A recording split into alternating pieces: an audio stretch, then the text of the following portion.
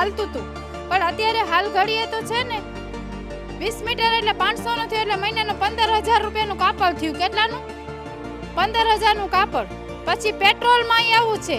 હવે કોક બિચારા પોલીસ વાળા બધા સરખા નથી. ટૂંકમાં ઘણા બધા એટલા માનવતા વાળા છે તો એ ડ્રાઈવર થઈને હલાવી લે, અને ઘણા પોલીસ વાળા બિચારા ડ્રાઈવરનું રાજકોટ સુધીનું 1,000 રૂપિયા ભાડું પણ આપેલું છે. લોકો બાળકોને ફેંકી જાય છે રસ્તામાં,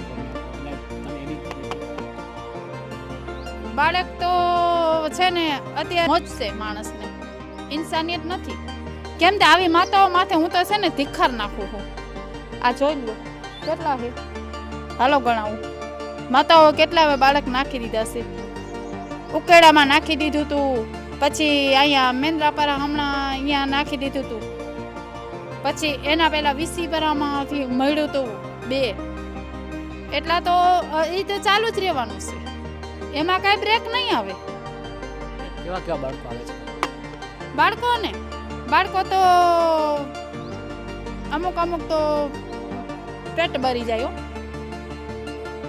એ ભગવાન એક ખાડામાંથી ને નીકળી અને બીજા ખાડમાં પડ્યું, અને એ પણ રસ્તા રજળતે. આજે હું એ માતા બહેની છું, મને થાતું તો હશે ને, કેમ કે મારે 4 બાળકો છે. તે આજે એક બાળકની હાલત જોઈ અને એમ થાય એ કુદરત, આને શું ગુનો કર્યો છે? આ તો ભગવાનના રૂપમાં છે, આ નિર્દોષ છે, આને શું સજા? સજા એની માતાને દ્યું, નાખી દીધું છે એને. તે દુનિયા જોવે.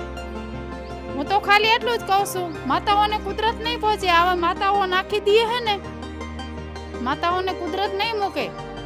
એના ભલે ઇજ્જત છે, નામ છે, બધુંય છે, તો તમે દાટી તો દ્યો કમસે કમ. નાખી હું કામ દ્યો છો? જ્યાં ને ત્યાં રેલવેમાં નાખી દેવા, ઉકેડામાં નાખી દેવા, અને જ્યાં ત્યાં શેરીએ ગલીએ તમારે નાખી દેવા, તો પછી ઘણા સાધનો સરકારે કાઢ્યા છે. પાપ હું કામ કરો છો? વિધિ કેવી રીતના સંસારમાં તમે કરો છો ને, એક મહિલા તરીકે વિધિ રાતે તમે 12